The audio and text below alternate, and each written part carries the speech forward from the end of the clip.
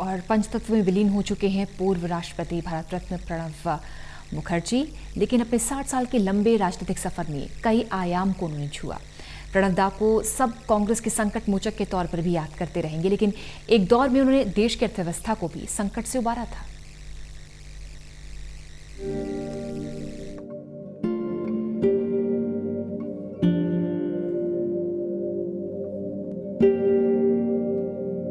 देश के पूर्व राष्ट्रपति प्रणब मुखर्जी अब हमारे बीच नहीं हैं और सब उन्हें अपने अपने तरीके से याद कर रहे हैं। इसमें सब शामिल हैं, हर पार्टी के लोग शामिल हैं। वो जितने कांग्रेस के थे उतने ही बीजेपी के थे। सब उन्हें पार्टी लाइन से ऊपर मानते थे और सम्मान करते थे। एक शिक्षक के तौर पर अपने करियर की शुरुआत करने वाले प्रणब मुखर्जी को राजनीति के सफर में जब जो जिम्मेदारी मिली उन्होंने बखूबी निभाई। राष्ट्रपति बनने से पहले प्रणब मुखर्जी यूपीए सरकार में संकट मोचक की भूमिका में थे।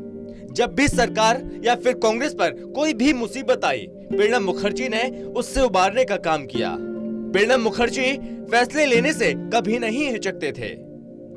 प्रणब दा ने कांग्रेस को राजनीतिक संकट से तो उबारा ही, बल्कि देश की अर्थव्यवस्था को भी उबारा था। भले ही प्रणब मुखर्जी ने अर्थशास्त्र की पढ़ाई नहीं की थी, लेकिन वित्त मंत्री रहते हुए उन्होंने देश की अर्थव्यवस्था की गाड़ी को पटरी से नहीं उतरने दिया।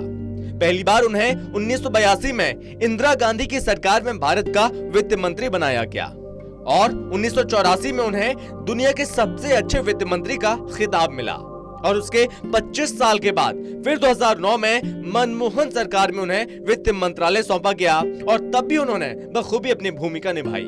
मनमोहन सरकार में प्रणब मुखर्जी 2009 से 2012 तक भारत के वित्त मंत्री रहे।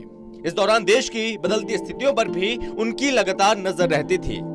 इसलिए 25 साल बाद एक बार फिर उन्हें देश की अर्थव्यवस्था को सही रास्ते पर ले जाने का जिम्मा मिला था।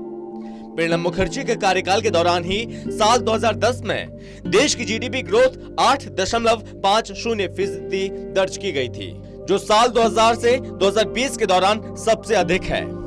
इस बजट में उन्होंने ऐतिहासिक कदम उठाते हुए फ्रिंज बेनिफिट टैक्स और कमोडिटीज ट्रांजैक्शन टैक्स को हटाने सहित कई तरह के टैक्स सुधारों की घोषणा की। उसी दौरान ही प्रणब मुखर्जी जीएसटी लागू करने के पक्ष में थे। बड़े बड़े अर्थशास्त्री भी प्रणब मुखर्जी के फैसलों से सहमत थे। 2009 में अर्थव्यवस्था को मंदी से निकालने में उनकी बड़ी भूमिका थी। बता दें कि प्रणब मुखर्जी ने वित्त मंत्री रहते हुए मनमोहन सरकार में राष्ट्रीय ग्रामीण रोजगार गारंटी अधिनियम, लड़कियों की साक्षरता, स्वास्थ्य जैसी सामाजिक क्षेत्र की योजनाओं पर फोकस किया था। दरअसल प्रणब मुखर्जी को जब जिसने जो भूमिका दी, उन्होंने उसमें अपना 100% दिया और यही उनकी सफलता की वजह भी बना। और आज उनके जाने के बाद उन्हें याद करने की वजह भी है। Special desk, total news.